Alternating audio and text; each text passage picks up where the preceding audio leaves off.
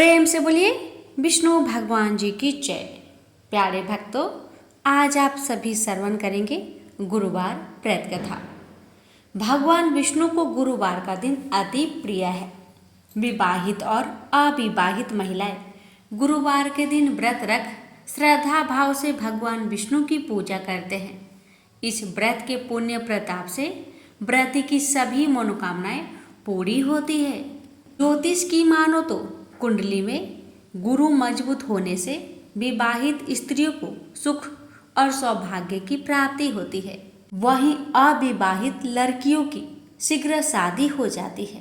साथ ही करियर और कारोबार में भी मन मुताबिक सफलता मिलती है। अगर आप भी आर्थिक तंगी को दूर करना चाहते हैं तो गुरुवार के दिन आइए जानिए ये 4 महा उपाय और फिर श्रवण करें कथा। प्रथम उपाय, अगर आप आर्थिक तंगी से निजात पाना चाहते हैं तो गुरुवार के दिन स्नान ध्यान के बाद विधि विधान से भगवान विष्णु की पूजा करें। इस समय 7 तुलसी दल हाथ में लेकर ओम नमो भगवते वासुदेवाय नमः मंत्र का जाप कर भगवान विष्णु को अर्पित कर दे। दूसरा उपाय, भगवान विष्णु को तुलसी अति प्रिय है। तुलसी माँ की पूजा करने से भगवान विष्णु शीघ्र प्रसन्न होते हैं। उनकी कृपा से साधक को सभी प्रकार की परेशानियों से मुक्ति मिलती है। धन प्राप्ति के लिए कच्चे दूध में गंगा जल मिलाकर तुलसी माता को अर्घ्य दे। इस समय तुलसी माता की परिक्रमा करें। वहीं संध्या काल में तुलसी माता को शुद्ध घी के दिए जलाकर आरती करें। तीसरा उपाय, गुरुवार के दिन स्नान ध्यान करने के बाद भगवान विष्णु को तुलसी की मंजरी अर्पित करें। पूजा के पश्चात पीले रंग के नवीन वस्त्र में तुलसी मंजरी को बांधकर तिजोरी में रख दे। इस उपाय को करने से भी आय में धीरे धीरे वृद्धि होने लगती है। चौथा और अंतिम उपाय, धन प्राप्ति हेतु गुरुवार के दिन भगवान विष्णु और माता तुलसी की पूजा करें। इसके पश्चात तुलसी की जड़ को गंगा जल से धोकर पीले रंग के कपड़े में बांध ले। इसके बाद तुलसी जड़ को तिजोरी में रख दे। आप चाहे तो घर के मुख्य द्वार पर भी तुलसी जड़ को बांध दे। इस उपाय को करने से भी आय और सौभाग्य में वृद्धि होती है। अब आइए श्रवण करते हैं गुरुवार की व्रत कथा। प्राचीन समय की बात है। एक नगर में एक बड़ा व्यापारी रहता था। वह जहाजों में माल लदवाकर दूसरे देशों में भेजा करता था।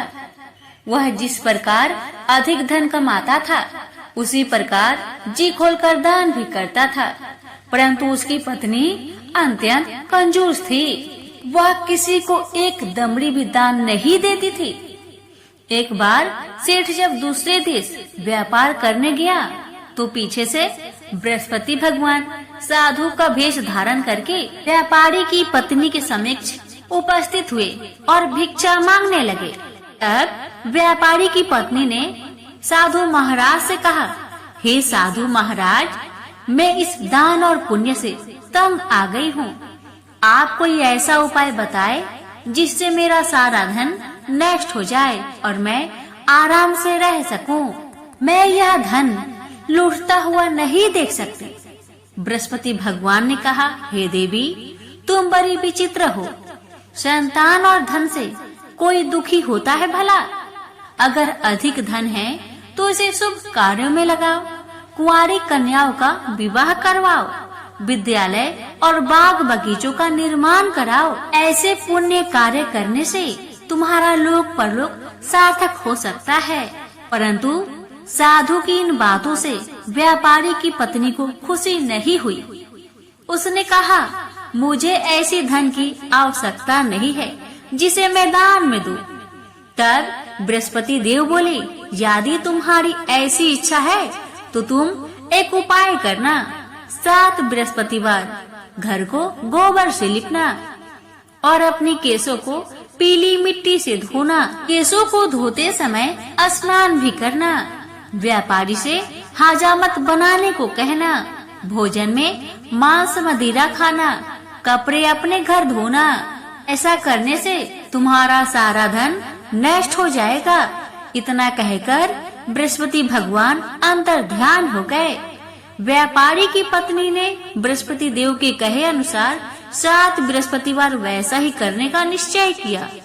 केवल 3 बृहस्पतिवार बीते कि उसके समस्त धन संपत्ति नष्ट हो गई और वह परलोक सिधार गई।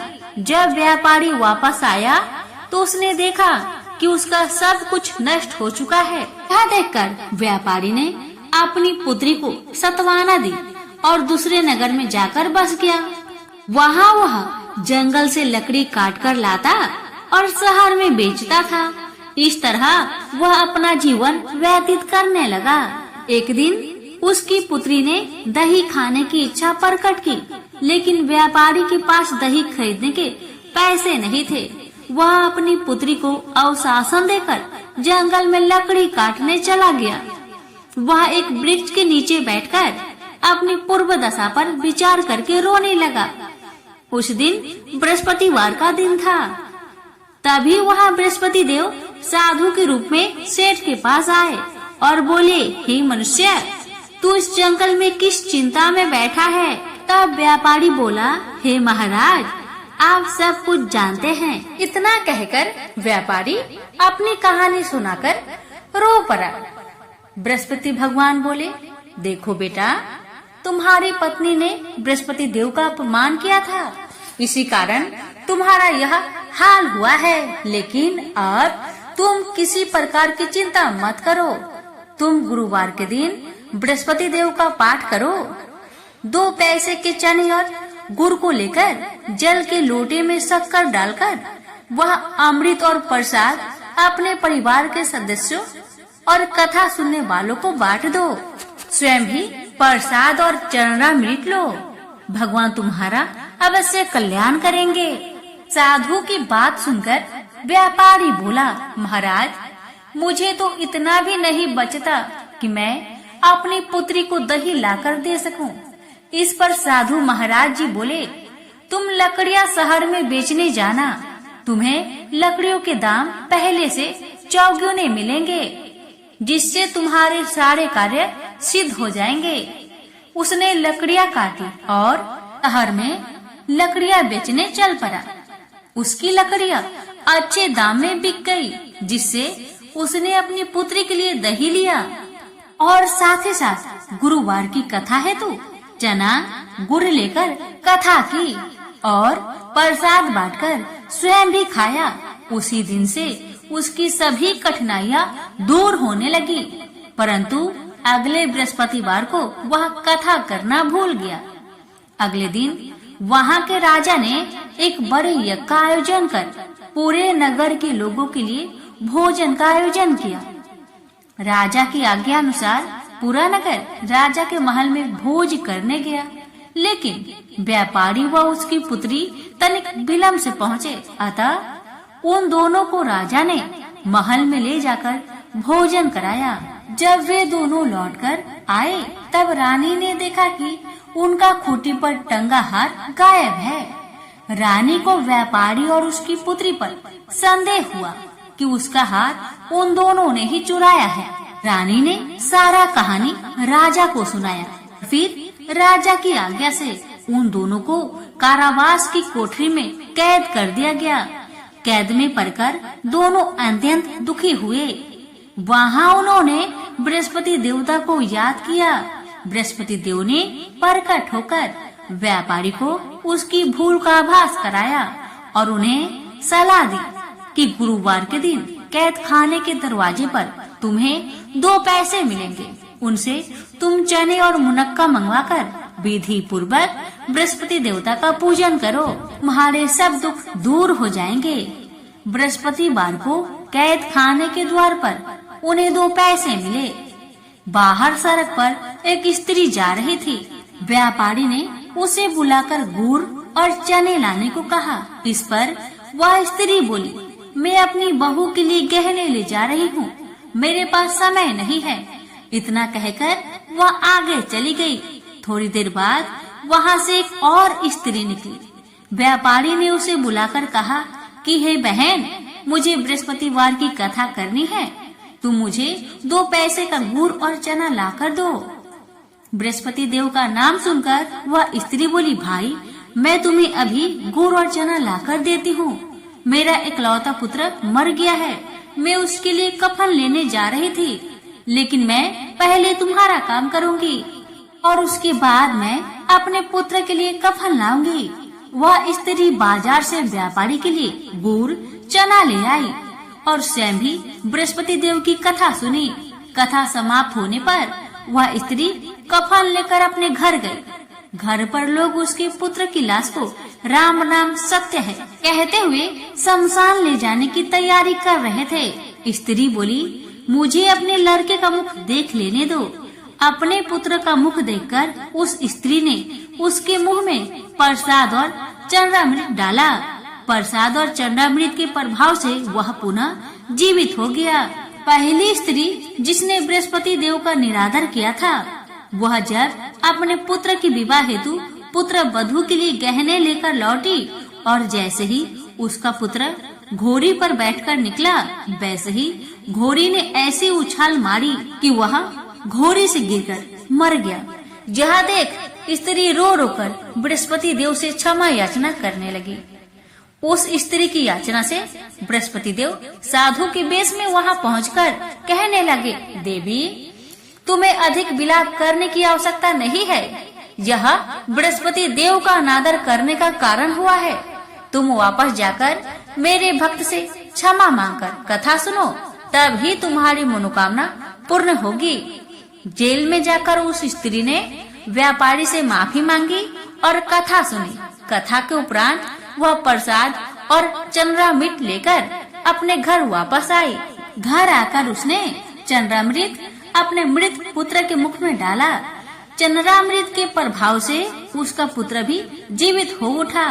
उसी रात बृहस्पति देव राजा के सपने में आए और बोले, हे राजन, तूने जिस व्यापारी और उसकी पुत्री को जेल में कैद कर रखा है वह बिल्कुल निर्दोष है।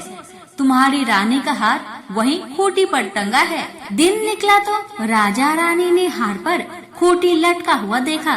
राजा ने उस व्यापारी और उसकी पुत्री को रिहा कर दिया और उन्हें आधा राज्य देकर उसकी पुत्री का विवाह उच्च कुल में करवाकर दहेज में हीरे जवाहरात दिए। हे बृहस्पति भगवान, आपकी कथा कहने वाले, सुनने वाले, हुक्कार भरने वाले सभी भक्तों की अपनी सभी मनोकामना को पूर्ण करना। प्रेम से बोलिए बृहस्पति भगवान की जय। आप श्रवण करें बृहस्पतिवार व्रत की आरती। ओम जय बृहस्पति देवा, ओम जय बृहस्पति देवा, जय बृहस्पति देवा।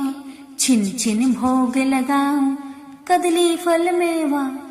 ओम जय बृहस्पति देवा, तुम पूर्ण परमात्मा, तुम अंतर्यामी, जगत पिता जगदीश्वर, तुम सबके स्वामी। ओम जय बृहस्पति देवा, चंद्रामृत निज निर्मल, सब पातके हरता, सकल मनोरथ दायक, कृपा करो भरता। ओम जय बृहस्पति देवा, जय बृहस्पति देवा।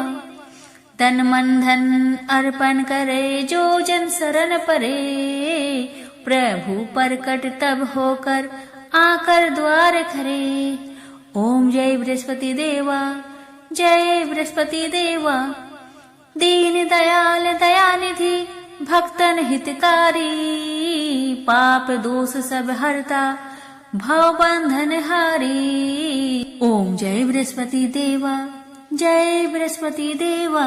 सकल मनोरथ दायके, सब संचय तारो, विषय विकार मिटाओ, संतन सुखकारी। ओम जय बृहस्पति देवा, जय बृहस्पति देवा। जो कोई आरती तेरी प्रेम सहित गावे, जो कोई आरती तेरी प्रेम सहित गावे, ज्येष्ठानंद बंद सो निश्चय पावे। ओम जय बृहस्पति देवा, जय बृहस्पति देवा।